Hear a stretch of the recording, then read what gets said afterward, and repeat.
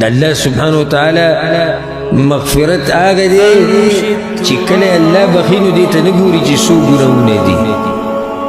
او چکل اللہ بخینو دیتا نگوری چی سمر گناہ دا حدیث کی دا رضی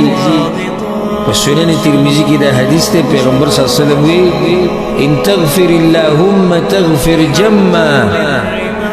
وَأَيُّ عَبْدٍ لَكَ لَا عَلَمَّا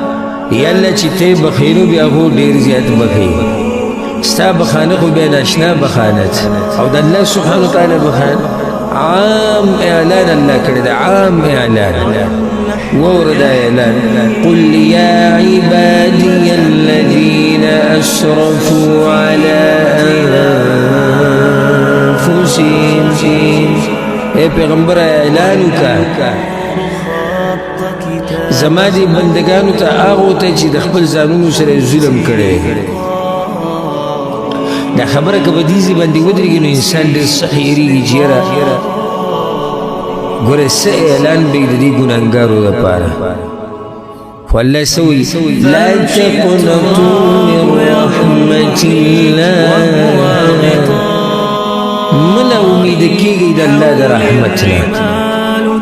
اللہ برحم کی تاسو زیادے کرے رضاون سر گناونم کری اللہ برحم رحم تو حسن زمان سید اللہ برحم کی وما شرک کرے اوبے بخی اللہ سوی ان اللہ یغفر الذنوب جمیعا دا شرک دا بخی نا لما خو پردے حق خولے ان اللہ یغفر الذنوب جمیعا وجرائشو لما خو قتل کرے ان اللہ یغفر الذنوب جمیعا اللہ بو ما خو پٹ پٹ دا غلط پرمونا کتل فیسبوک کے و موبائل کے تصویران میں کتل جنکو ان اللہ یغفر الذنوب جمیعا ما خوی دروغ ویلی دوکینی ورکڑی ما خو کنزلی کردی مزغ بچون کردی ان اللہ یغفر الذنوب جمیعا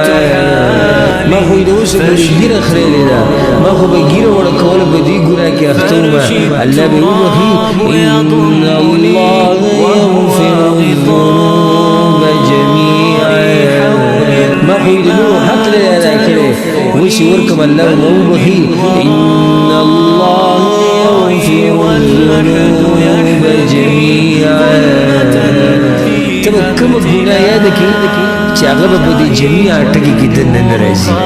ان اللہ یغفر الذنوب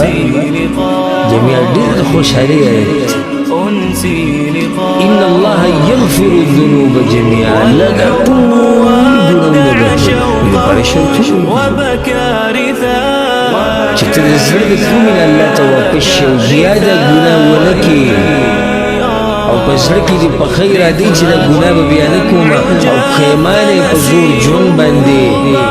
علا اللہ توبی قبلی یا گناہ بہدانی چی تازی توبی تقالی کے لا سوچت کی اللہ توبہ دا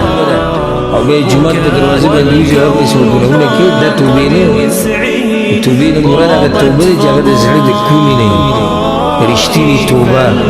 اللہ قبلی کاغا مہربان باچا دے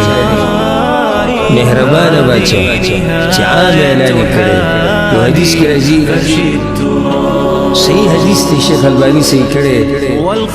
وی شیطان دوی چی وہ عزتی که یا رب یا اللہ استا کو عزت پسند خورم وی زب استادا بندگان گمراہ کوما ما دامت ارواحهم فی اجسادی چی سو پوری دا دوی دا ساگانی دا دوی پا بدنونو کی نو زب با دوی پوری ختم دوی با گمراہ کن اللہ تیجی واورا